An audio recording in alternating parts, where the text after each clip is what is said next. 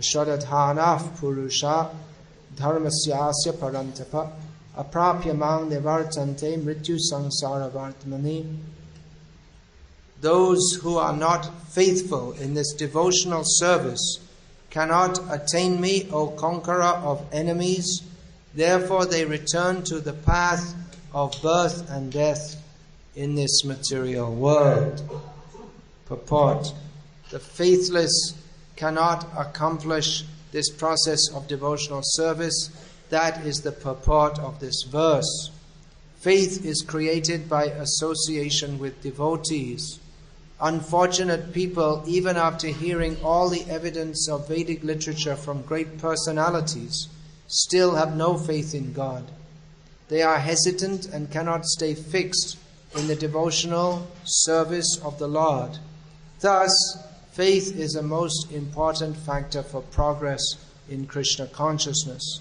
In the Chaitanya Charitamrita, it is said that faith is the complete conviction that simply by serving the Supreme Lord Sri Krishna, one can achieve all perfection.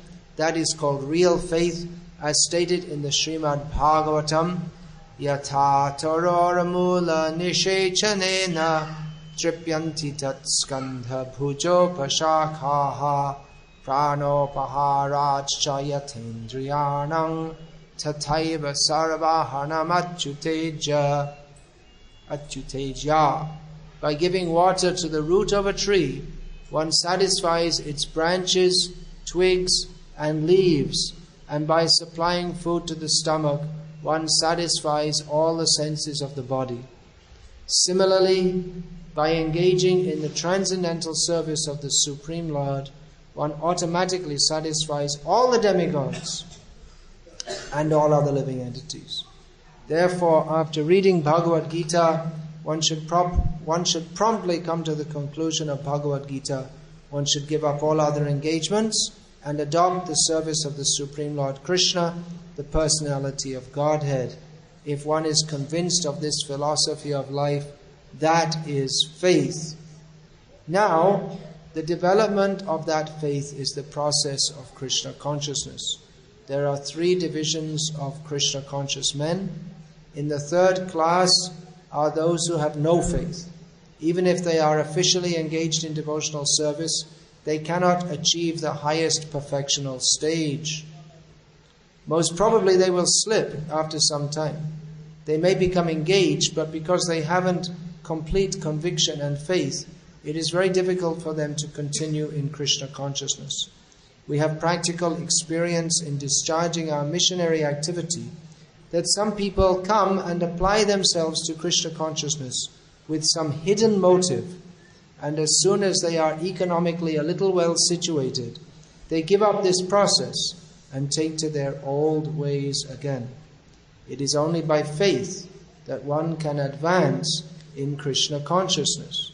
As far as the development of faith is concerned, one who is well versed in the literatures of devotional service and has attained the stage of firm faith is called a first-class person in Krishna consciousness.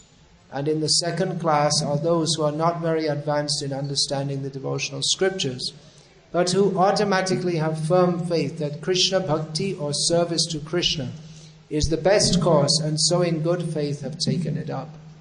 Thus they are superior to the 3rd class, who have neither perfect knowledge of the scriptures nor good faith, but by association and simplicity are trying to follow. The 3rd class person in Krishna consciousness may fall down, but when one is in the 2nd class, he does not fall down, and for the 1st class person in Krishna consciousness, there is no chance of falling down. One in the 1st class will surely make progress and achieve the result at the end. As far as the 3rd class person in Krishna consciousness is concerned, although he has faith in the conviction that devotional service to Krishna is very good, he has not yet gained adequate knowledge of Krishna through the scriptures like Srimad Bhagavatam and Bhagavad Gita. Sometimes these 3rd class persons in Krishna consciousness have some tendency toward karma yoga and jnana yoga, and sometimes they are disturbed. But as soon as the infection of karma yoga or jnana yoga is vanquished, they become 2nd class or first-class persons in Krishna consciousness. Faith in Krishna is also divided into 3 stages and described in Srimad Bhagavatam. First-class attachment, second-class attachment, and third-class attachment are also explained in Srimad Bhagavatam in the 11th canto. Those who have no faith, even after hearing about Krishna and the excellence of devotional service, who think that it is simply eulogy, find the path very difficult, even if they are supposedly engaged in devotional service. For them there is very little hope of gaining perfection. Thus, faith is very important in the discharge of devotional service. This verse is of warning for devotees, aspiring devotees. It's a scary verse. It should make us feel afraid. Mama prapyaiva. They don't attain me, Krishna says. Who doesn't attain me? Ashradhana. Those who do not have faith. They re-enter into the path of birth and death. Those who have been practicing Krishna consciousness for some time, they probably know some, should be up and there somehow, it's not. Probably you all have seen some people who came for some time to Krishna consciousness and they were practicing for some time, maybe even got initiated, but nowadays you're not seeing them. They're not following. Have you seen people like that? You've been, how many years you've been practicing? 10 years. So you've seen quite a few like that, is it? Even they go all the way to get initiated, which means they take the vow to, for the rest of their lives, follow these principles, chant the Hare Krishna mantra. Then after some time, then you don't see them again. Or you just see them on Janmashtami or something like that. Sometimes they even go back to eating meat. So what happened? How is that possible after coming to Krishna consciousness, which is so wonderful? How can people go away? Why should they go away? Well, here Krishna says, why? Because they didn't, or they don't have full faith. It might be that from the beginning they didn't really have faith. Or it might be that along the way their faith became broken. But for some reason or other, the faith that they had to follow the process of Krishna consciousness is no longer there. Or it's there in their faith is not much, and therefore their Krishna consciousness is not much. They have little faith, but not so much. Prabhupada very frankly states in this purport that he's seen that people, they come to Krishna consciousness, then they become, their financial situation improves, and they go away. Lord Krishna states in Bhagavad Gita, Chatur vidha bhajante mang jana sukritino arjuna artho jignasur artharthi jnani cha bharatarshana. 4 kinds of people come to me, Krishna says. Those who are distressed, those who desire wealth, those who are inquisitive, and those who are in knowledge of those who are knowledgeable. Jnana means those who are knowledgeable of Krishna's glories. So people come for different reasons. People who come for getting money, they may come to Krishna, and after getting money they may say, well, thanks a lot, don't need you anymore.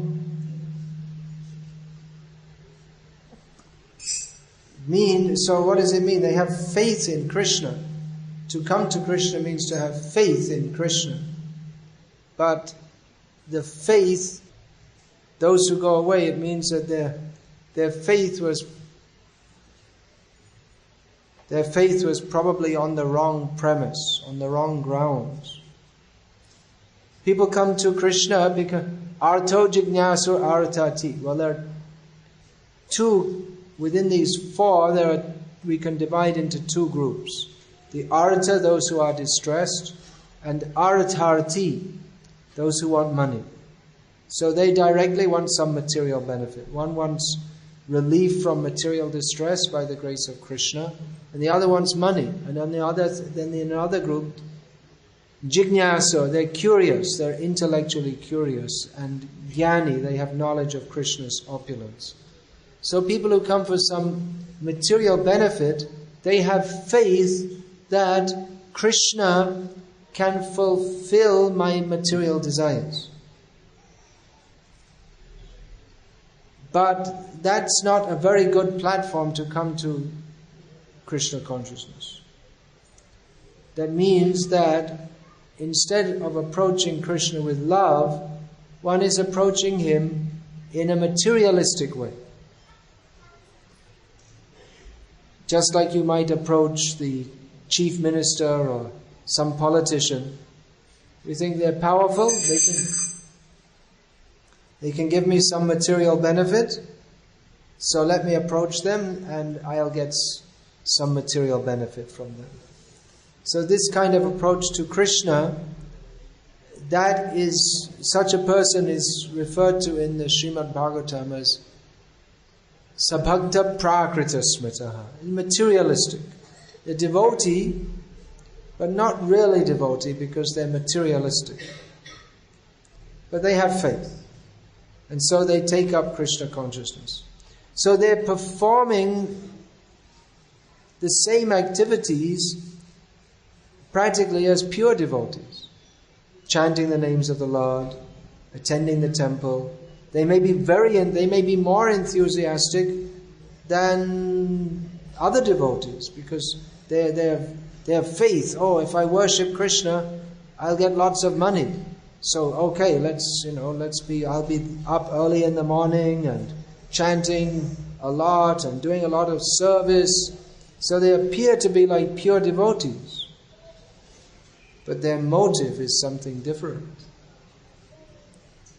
And therefore, many times we see when their wish is fulfilled, they go away. Or if it's not fulfilled, because Krishna is not obliged to say, okay, now you chanted Hare Krishna for 6 months, here's 10 lakhs of rupees. He's not obliged to fulfill your desire. And why?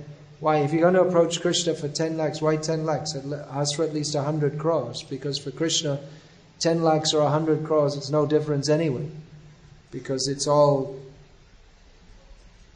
Krishna's, and it's all an insignificant amount to Krishna.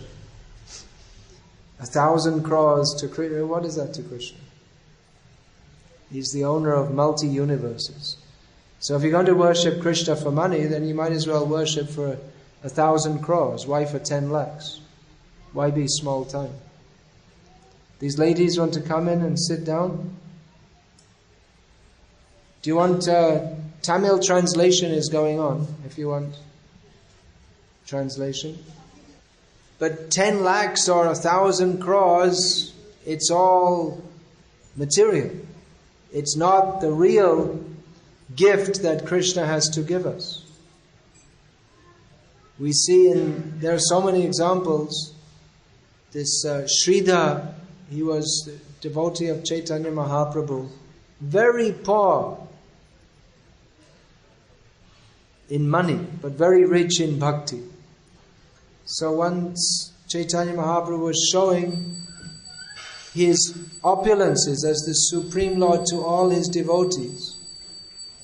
He showed the Mahaishvarya Roop, full of all opulence. But he said to Sridhar, what do you want? You're living in poverty. Even you see the hut he's living in doesn't have a proper roof.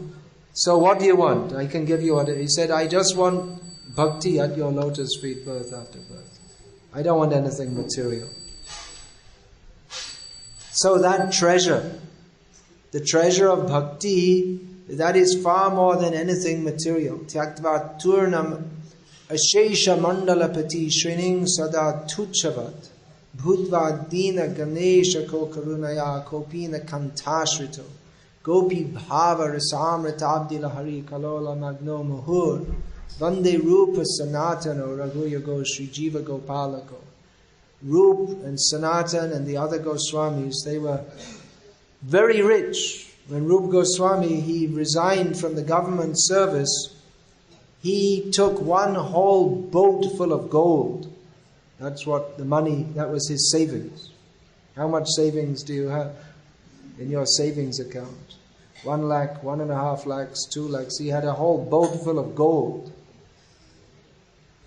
But he gave it all up as insignificant, and went to live in Vrindavan with only some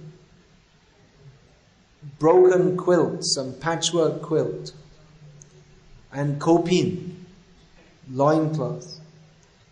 So why did they give up so much wealth to live so in such poverty? Because they got a greater wealth, which is that they were always swimming in the nectar ocean of the gopis' feelings for Krishna. So, the wealth of Krishna bhakti is far more than anything of this world. But foolish people approach Krishna for material wealth, and he might give them some pennies. Or he might give them a lot. But that's not Krishna's real gift. But as we see, Prabhupada mentions here that some people, when they get money, they go away from bhakti. Or others, they say, well, I did bhakti for 1 year, 2 years, and still all my problems were the same. So then I left and I went to some Baba and everything was all right. So that's better. Means that they never understood why we should approach Krishna. So many times devotees tell me that I have so many problems. Well, you don't have to tell me. I know you have so many problems. Why is that? Is that because I'm like Antaryami, I can see in your heart? It's just everyone has so many problems. It's not just you. Everyone is thinking, oh, I have so many problems. Everyone has so many problems.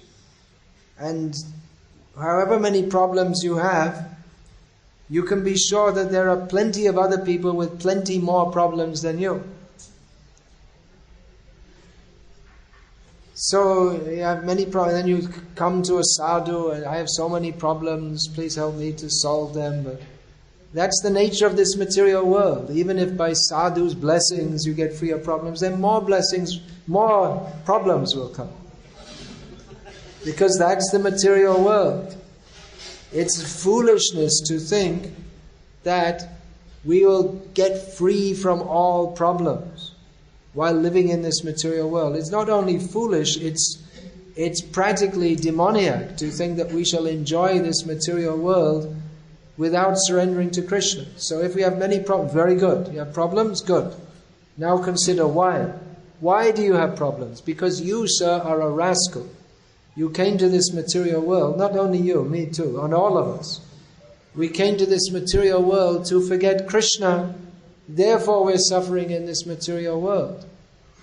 Purusha sukha dukkhanam bhuktritve hetu ruchyate. We are the cause of our own material so-called happiness and our material distress. So, the idea that we shall go to God and get free from all our problems, well, that's true, but we'll get free from the problems. How? By sarvadhaman parityaja mamekam sharanam raja aham tvang sarva papebhyo mokshayashami mashucha. We'll get free from all our sinful reactions by surrendering to Krishna.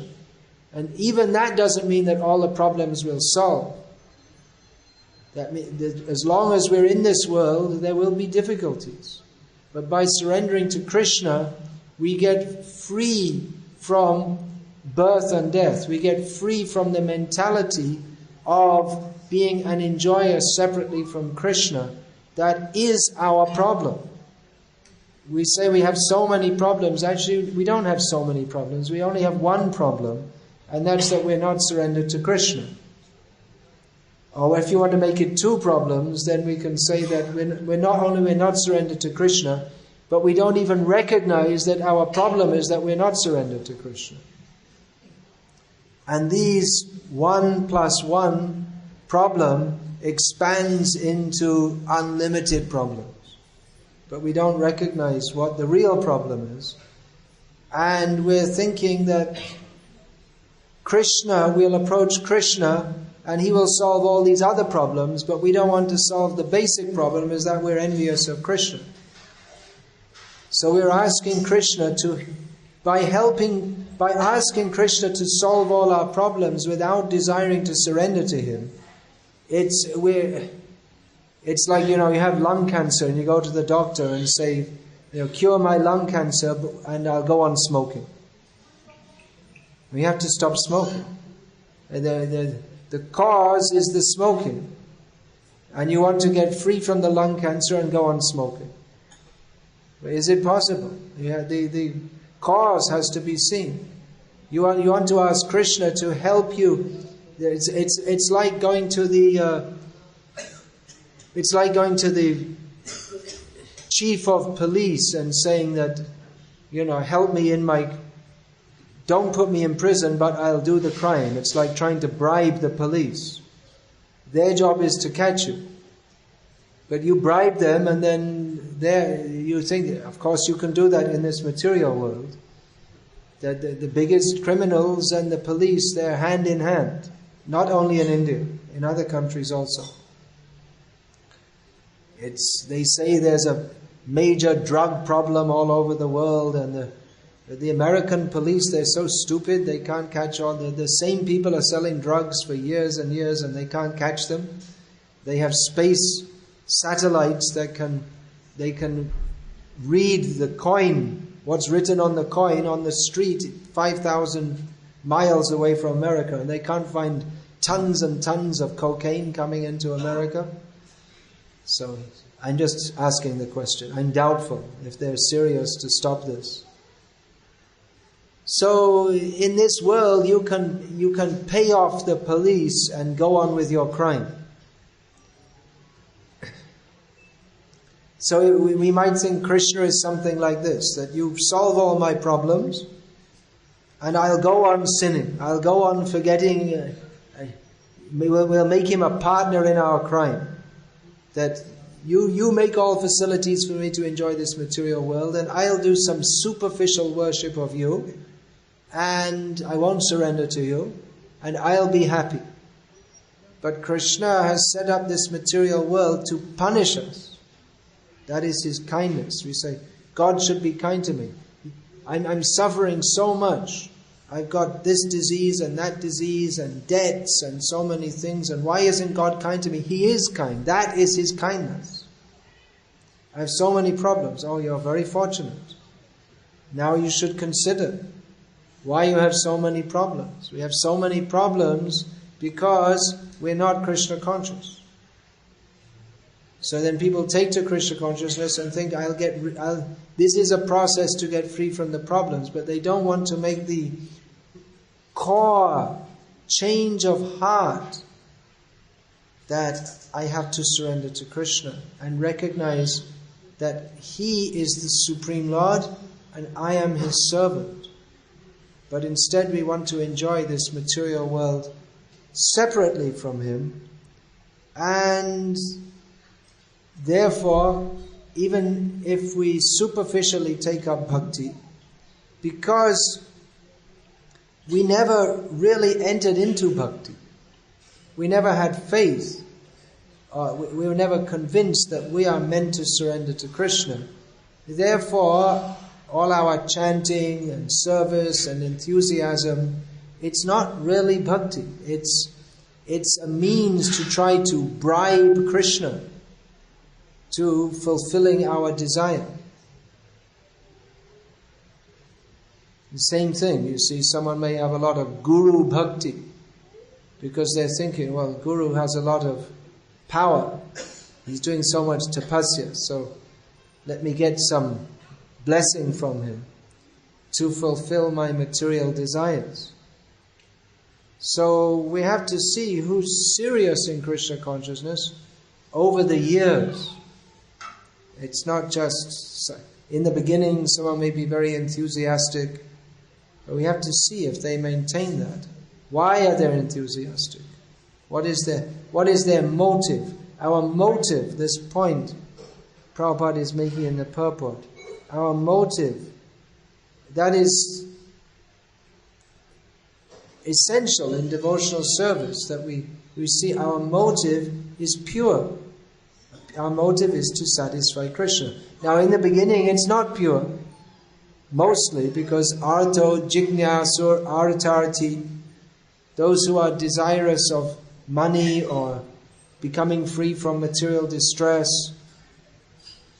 or those who are simply intellectually inquisitive, their motive in the beginning in coming to Krishna is not pure.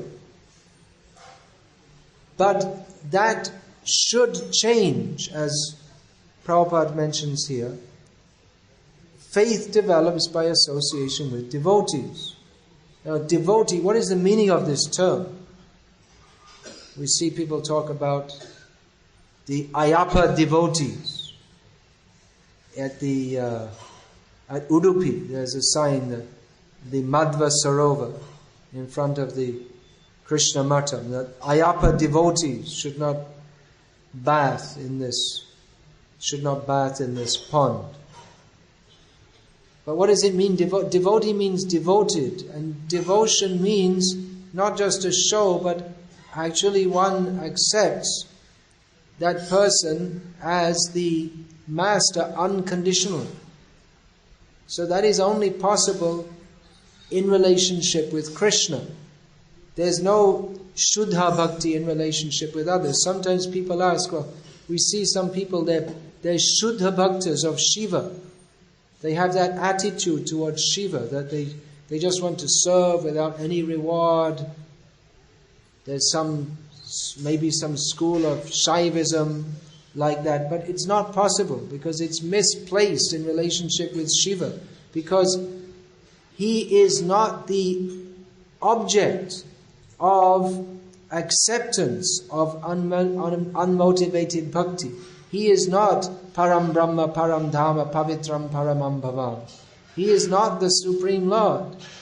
He's exalted, but he's not on the same level as Krishna. Yastu Narayanam Devam Brahmarudra Didaivatai Samadvainaiva Viksheta Sapashandi Bhavedruvam.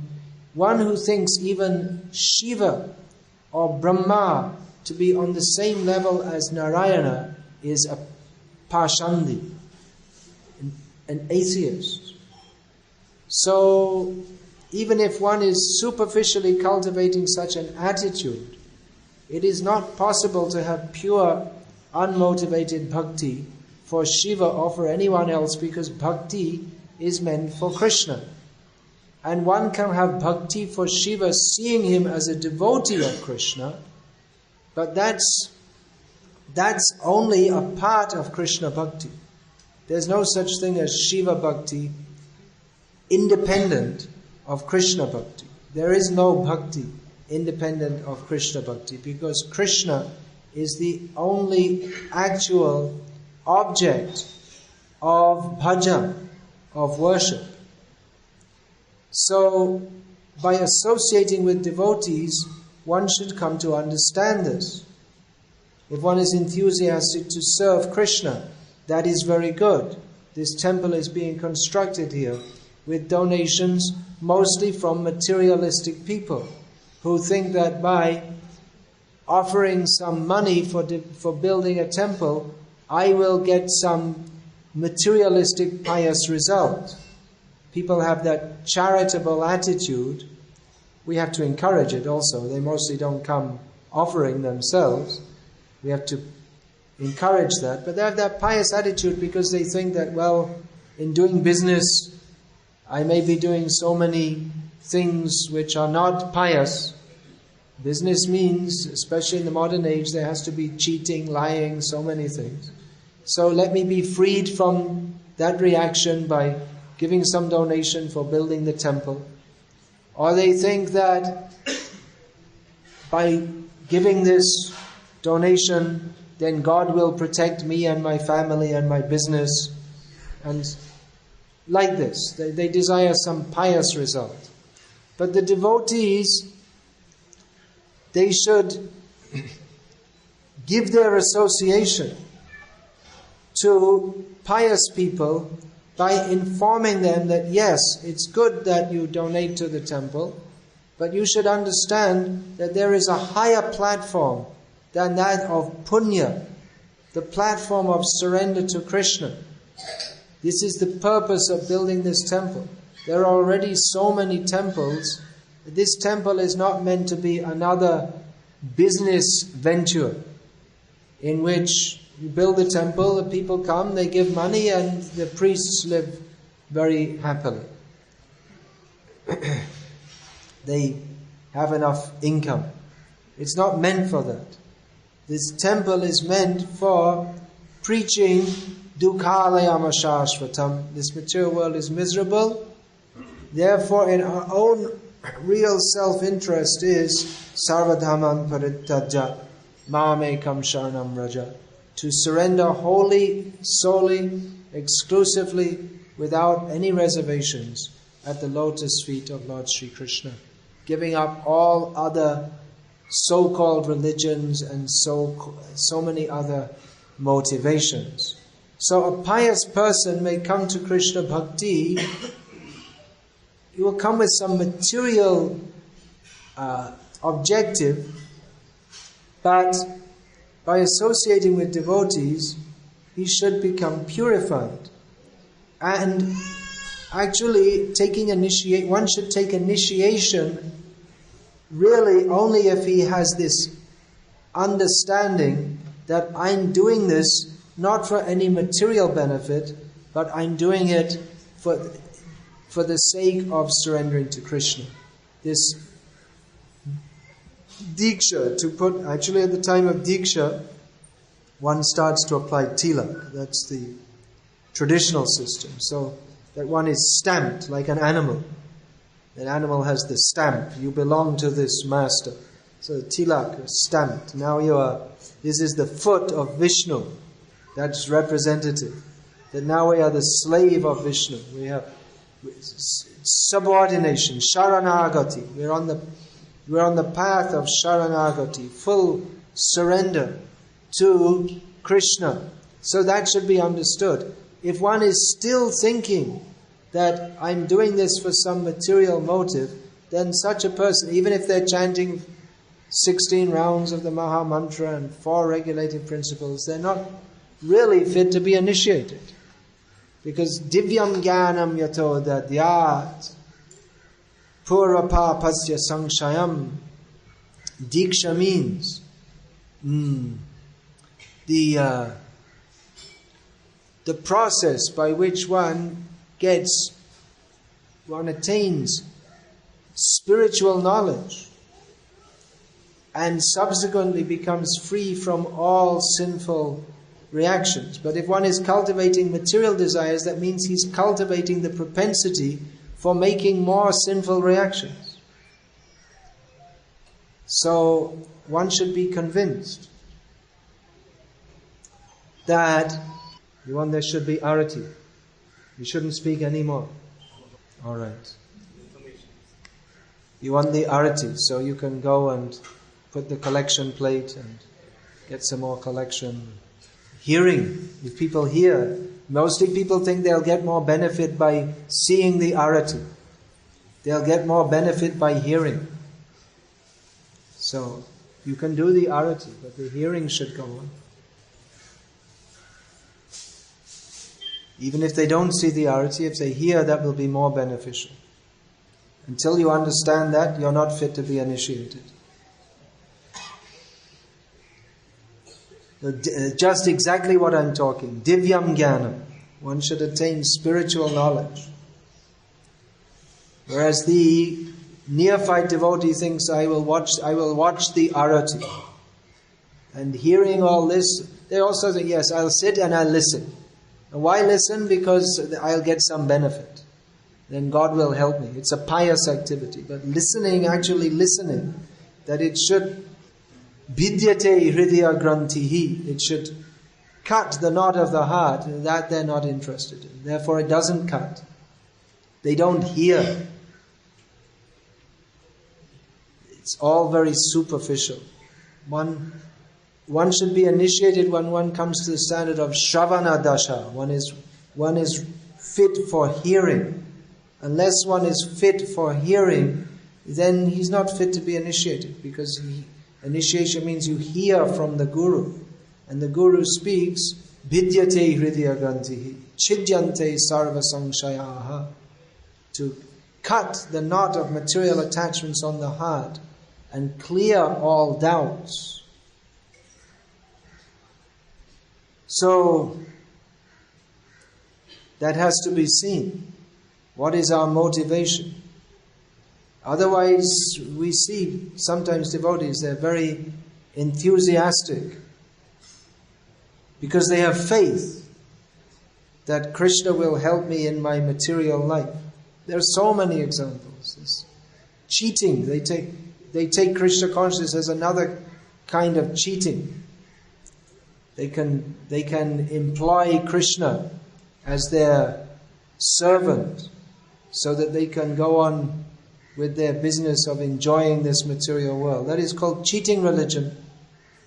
Dharma projita, kaitava atra. Srimad Bhagavatam begins with rejecting cheating religion. But people of different outlook, they take that, oh, this is a very good opportunity to cheat. You see, these people are very straightforward. So straightforward people, they're very easy to cheat. They think like that. But they don't know that Krishna is the biggest cheater. Therefore Krishna says, Ashadadhana purusha dharmasyasya parantapa aprapya mang nevartante mrityu samsara vartmane. That if you don't have faith, if you don't really want to accept me, if you're simply making a show, then I don't accept you. Then you go back. You wanted material life? Alright, you take your 10 lakhs, 100 lakhs, 1,000 crores, you take and go back and become a worm in stool in your next life. Krishna, if you want, He'll give that opportunity. There are so many people come that enthusiastically serving. One so-called disciple of mine was very enthusiastically serving and not making much money, but doing some small business. And I suggested that, well, maybe you could sell Prabhupada's books. You could go to different temples and sell the books. You could maintain yourself like that and at the same time do some preaching side by side. So after some time I saw him and he came and he started telling me all excitedly, like, you know, I got a new piece of land and I'm going to make so much money out. I got it very cheap. And I said, what's he telling me all this for?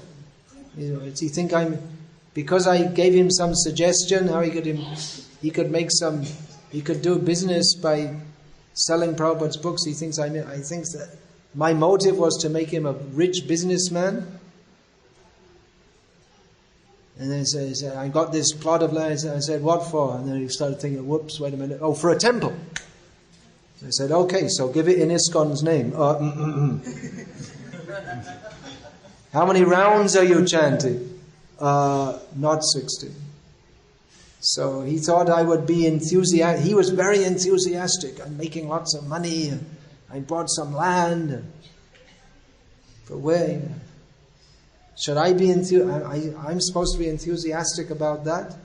And not chanting. Before he was chanting and serving humbly.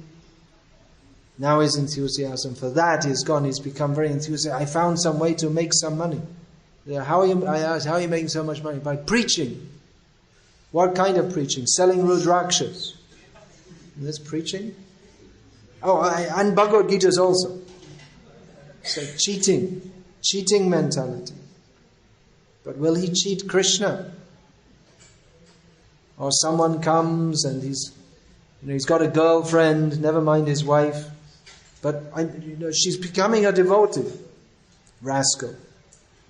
He's trying to convince me this is very good because she's becoming a devotee like you, learning how to engage in illicit sex, and he's thinking I should give the blessing. The Guru will give blessing to you, whatever rascaldom you do, and in the name of bhakti. And this idea that you do whatever you like, and you have a bead bag, and you say Jai Guru Dev, and give him 1,000 rupees, and then all right, he'll give the blessing. I'm very fortunate that Lord Krishna directed me to a guru who didn't cheat others like that. We should be grateful that Prabhupada, he was very clear. We are here to serve Krishna, not to serve our mind and our senses and our body. He didn't compromise for the sake of getting money and followers, even here in Chennai. Of course, at that time, Injambakam wasn't Chennai. It was a field a long way outside. But in those days, Chennai, when Prabhupada was there, who was that? He was Chief Justice or something, some big person, brought Prabhupada to his house and said that you please speak to us about Ras Leela. Some big man. He had deities of Radha and Krishna in his house. And Prabhupada explained that, no, this is not just for speaking to everyone. Anyone just come to talk Ras Leela. He said, no, this is only for most advanced devotees. And he said, yes, we're most advanced. Prabhupada said, you may be, but I am not qualified to speak to you. I am not advanced. So he didn't go along with their nonsense. He was quite clear that this is cheating, to think that you, with all your material attachments, you shall listen to Ras Leela. So they may have lost their faith in Prabhupada. Oh, he's not on such a high level. He doesn't want to speak about Ras Leela. Of course, Prabhupada wants to speak, but not to you. You're not fit. But that they won't accept. They have faith that I'm already advanced. Then you don't need to go to a guru. If you're already advanced, if you don't want to hear what he has to say, if you think I already know everything and he just gives some blessing, then what is the purpose? What is the point? That means we have faith in ourselves, but we haven't actually taken up the point that I need to surrender to Krishna. So such persons, they go away and they blame the devotees. The devotees, they're not up to the proper standard. So here Krishna is talking about faith, but what is that faith? That faith is in, not faith that Krishna, he will fill our material desires. But here when Krishna says, those who do not have faith, it means they do not have faith in the process of pure devotional service, of pure surrender to Krishna. So such persons go away because actually they never really came. They were never really there in the first place. They only appeared to be performing devotional service. But they're not, because their aim is to take advantage of this process for their own material aggrandizement. So it's understood that not everyone can immediately surrender. That's why there is the process of bhakti yoga. But we have to, if we're actually going to come to Krishna and not fall away, then we have to clearly have the goal of surrendering to Krishna. If we don't have that aim, then we will say that, yes, I want to surrender to Krishna. But actually we have some other aim. Or what we call surrender to Krishna is our own cheating program for indulging our mind and senses and body. So what do we want? What are we praying to Krishna for? Are we praying na dhanam, na janam, na sundarim? Or are we praying na dhanam, but maybe just a little bit? Or na dhanam, but I don't want for myself, but I'm doing this business, I'm making lots of money, or I'm earning so much money, but it's not for me, it's for devotional service, you see. So or I'm building this big house, and it's not for me, you see. I'm just living there, but the main point is to do bhakti. So it's self-cheating. Don't be self-cheating, otherwise we won't get bhakti. We should know that the process of devotional service is for our purification. We've come here for purification. Don't try to take shortcuts. We may think, let me find a guru who lets me do whatever I like. No rules, no regulations. And you just bribe him, give him 100 rupees, smile at him, say, Jai Guru Dev. This kind of guru is very nice. But I don't want any guru who tells me, you have to give up this and give up that, and stop watching TV and stop eating kami food. And so anyway, I'll get initiated by someone who lets me I'll have the maximum sense gratification and get pure Krishna prema also. This is cheating mentality. So, faith means faith in the process of devotional service. Sarvam etadritang manye yang mang vadisi keshava. What Krishna tells us, we have to have faith in that. We can't dilute it or pollute it or readjust it to our own ideas. We have to, ourselves, we have to see that we need adjusting.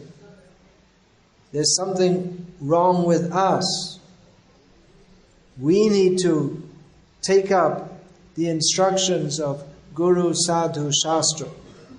Not that we have our own program and we'll take the benefit that is there from Krishna consciousness and use it for our own program. That's not bhakti. It never can be defined as bhakti. Srila Rupa Goswami in Bhakti Rasamrita Sindhu has very clearly defined what is bhakti, and he's differentiated that from a show of bhakti in which someone may be dancing very ecstatically, but when the dancing finishes, the sense gratification begins. I've seen in Bangladesh, it's just shameless how the paid kirtan groups, because people have faith that kirtan is very auspicious. It's the yajna for this age, so we'll organize a yajna. So we call in professional groups, and they sing they're very musical, and they dance up and down with a lot of ecstasy. They only do that in the evening when there's a big crowd. During the day, when there's just a few retired old people, then they don't bother jumping around. But at night, when there's a big crowd, they have to put on more of a show. So they're jumping up and down, a lot of ecstasy, Hare Krishna, falling on the ground sometimes in ecstasy of prema. And then their time is up. You see, they only do 2 hours or so at a time. Then the next group comes. If the next group's late, they start to get upset. What's going on? We're not getting paid for this. Time's up, and it's 2 hours. I didn't smoke a bidi. So then they rush off the stage, and immediately someone's there to offer bidi seva. You see, to the Vaishnava, you have to serve the Vaishnavas. Just open cheating. What is the ecstasy? Just a show. So in this part of the world, we don't have such a developed Vaishnav culture yet, where the cheating is so much ingrained. But we have to see, what have we come to Krishna for? Are we going to remain on the path of Krishna consciousness? Are we actually on the path of Krishna consciousness? Do we want to surrender to Krishna? There are so many deviations, artificial ecstasy. We like to discuss so many things about Krishna's intimate leelas. Or Krishna consciousness can be used as an excuse for giving up our material responsibilities. I don't need to look after my children, they're just Maya. I'm going to go and do Guru Seva. Forget the children. So many ways we are deviating. Therefore we have to learn what is Krishna consciousness, exactly as Shastra and Acharyas have given to us. And follow that with the motive of becoming free from all material attachments and surrendering to Krishna. Not that in the name of Krishna consciousness we cultivate more material attachments. Oh, I got a girlfriend and I'm making her Krishna conscious. Or I'm making lots of money, but it's all for Krishna. That's what everyone says. You go to all the businessmen, they'll all quote, what is this? Karmanyevadhikarasta. You have a, see, I'm just working, I'm not attached. You see, I'm making lots of money and I'm not attached. I'm making crores of rupees. You see, I'm not attached. Here's 100 rupees for you. You see, proof. I'm not attached. I'm also a life member. So giving up material attachments. Who likes to discuss? If we discuss this more, less people will stay. If we discuss all nice Krishna Leelas, Krishna stealing the butter, sing a few songs, oh, so many people will come. And if we say that you have to give up material attachments, they'll all go away. So what does that mean? They're attached to Krishna? No. They're attached to hearing some entertainment in the name of being Krishna conscious. Otherwise, they should like to hear how we can become free from material attachments so that we can actually appreciate Krishna. But they think, oh, we're already appreciating Krishna, so what is the need to give up material attachments? But that is not actual appreciation. Because if there is actual appreciation, then there won't be material attachments. So either they pretend that the material attachments are not material, that they're actually spiritual, or some other way they try to cheat. But this means that the actual seed of Krishna bhakti never took place in the heart. And such a person can never actually develop in Krishna consciousness. It may seem that they're developing, but they're not developing because they're cultivating material attachments in the name of Krishna consciousness. So actually, we have to become free from the desire for gratifying the tongue, the belly, the genitals, from home, what is that? Putra dara grihadishu, from home, family, all these different things. Our great country, Mera Bharat Mahan, all these material attachments, they have to be given up. And how intelligently, sometimes in the name of giving up material attachments, we also are cultivating material attachments. Because we think, well, my family life is too much trouble, so now I'm going to become a sannyasi. And so I'll give up my responsibility for the sake of bhakti. But it's not for the sake of bhakti, because if your family life, it's so much trouble, but we're not giving it up for the sake of bhakti just because it's troublesome. And if you win the lottery, which devotees don't indulge in anyway, and you got 1 crore of rupees, and then, well, family life's okay. I don't think I'm going to give up. I'm just going to take sannyas and, here's 1 crore of rupees. Okay, well, sannyas later. So-called, I've seen people that I'm giving up all my material attachments as if they're so detached. They're not detached. It's just that they want material sense enjoyment, but they're finding their present situation is not conducive for sense gratification. So in the name of bhakti, they give up that situation, and within a short time they'll accept another situation which they find is more conducive for their spiritual advance, for their material advancement. And then they'll say, well, yes, I renounce, but actually I can understand it's better for me to be, better for me to be in the material situation. Then why did you give up the previous one? So much nonsense is going on. In the name of bhakti, this should be given up. One should be serious, sincere, open, frank, honest, that yes, I am a conditioned soul. I'm not a pure devotee, but I wish to become a pure devotee. Therefore, I have to accept the path of pure devotional service in all seriousness so that I can come to that stage.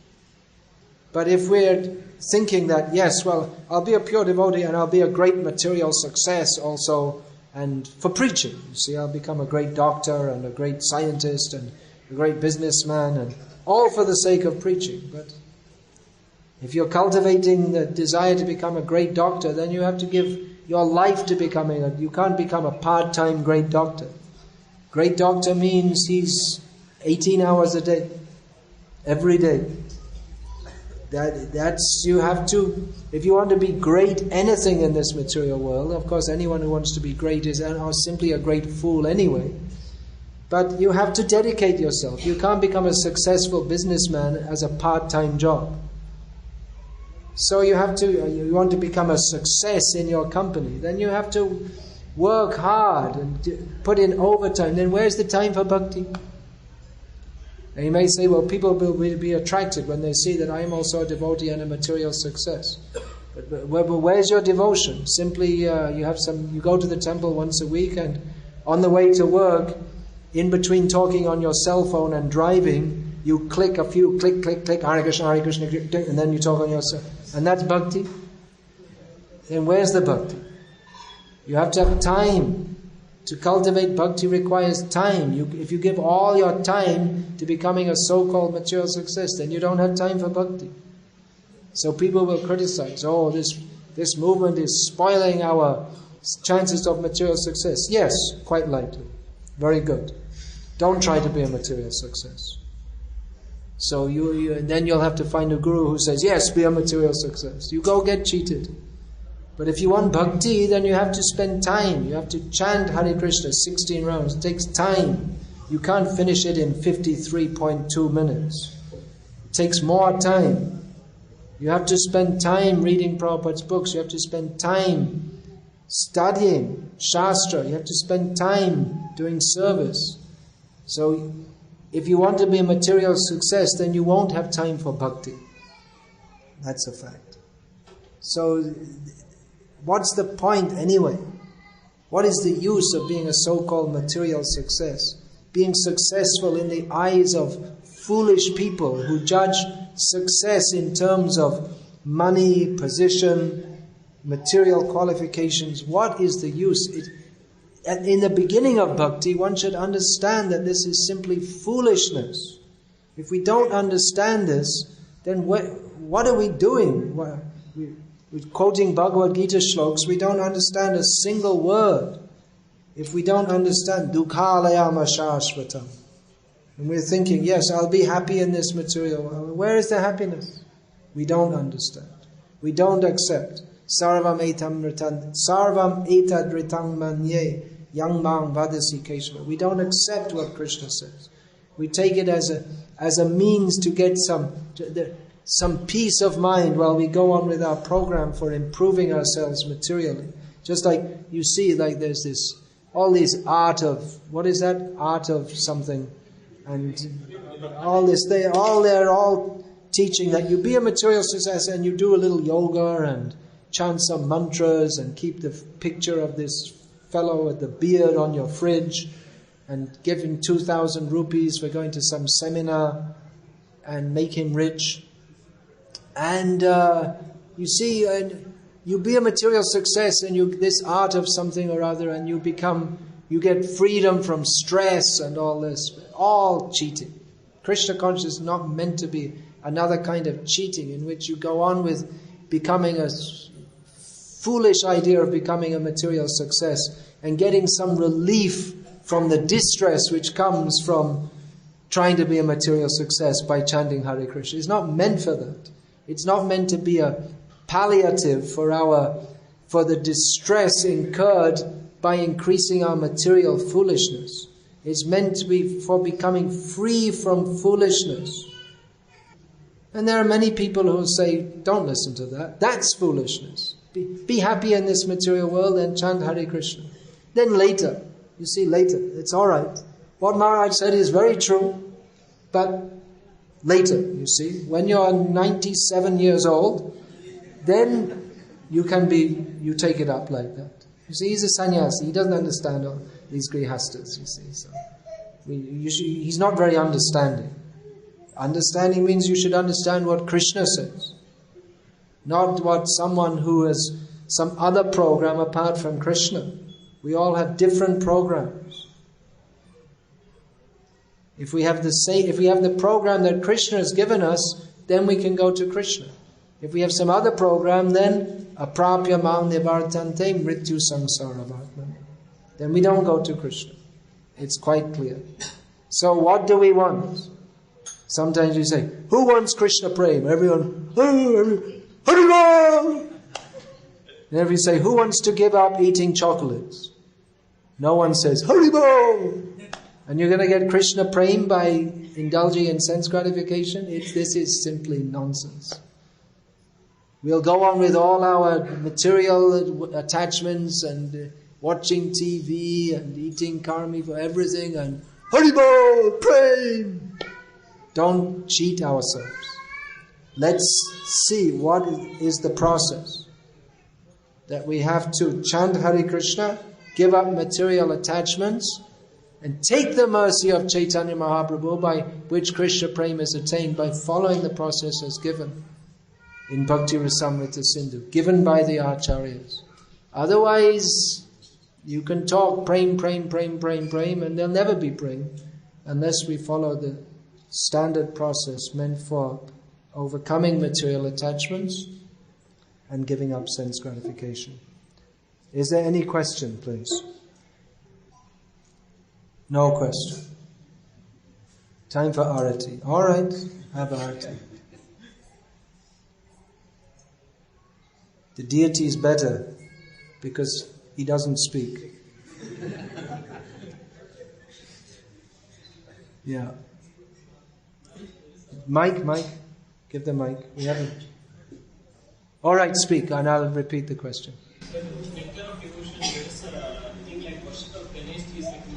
Worship of Ganesh is recommended, yeah. That's stated in the Nectar of Devotion. Our recent acharyas have given the process of worshipping the acharyas